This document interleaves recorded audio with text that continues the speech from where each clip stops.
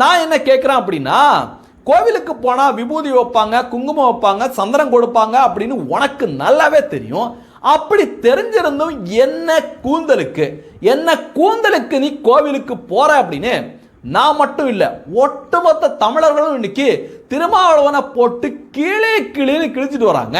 இந்த கேள்விகளுக்கு பதில் சொல்ல முடியாத திருமாவளவன் இன்னைக்கு அடேங்க அப்பா அப்படிங்கிற மண்ணாங்கட்டி விளக்கத்தையும் கொடுத்துருக்காப்ல. என்ன தெரியுமா சொல்றாப்ல?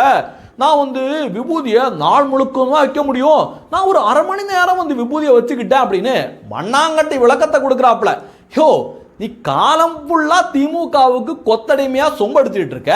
அப்படி இருக்கல ஒரு நாள் உன்னால விபூதியை வைக்க முடியாதா அப்படிங்கிற கேள்வியையும் இன்னைக்கு மக்கள் கேட்டுட்டு வராங்க. அப்படி விபூதி வைக்க பிடிக்கல, விபூதி எனக்கு விருப்பம் இல்லை, இந்துக்களோட அந்த எந்தவித சடங்குகளும் எனக்கு விருப்பம் இல்லை அப்படின்னா என்ன கருணாநிதிக்கு நீ கோவிலுக்கு போற அப்படின்னு மக்கள் மீண்டும் மீண்டும் கேள்விகளை எழுப்பிட்டு வராங்க. இதே திருமாவளவன் கடந்த காலகட்டங்களில் என்ன சொன்னாப்ல? முருகன் வழிபாடு இருக்குல்ல, அதெல்லாம் வழுக்கு பாறை மாதிரி, நம்ம காலை வச்சோம்னா சனாதானத்துக்குள்ள போயிடும் அப்படின்னு முருகப்பெருமானோட வழிபாட கொச்சையா பேசினால்தான் இந்த திருமாவளவன். ரொம்ப கவனமா இருக்கணும். இப்ப நாம எல்லாம் முருகனை வேற நம்ம கடவுள்ங்கிறோம். நீ முருகனை நம்ம கடவுள்னாலும் அந்த வழுக்கு பாறையில கால் வீச்சா கூட சனாதனத்தின் அதல பாதாளத்தில் கொண்டு போய் விட்டுவிடும் நம்மை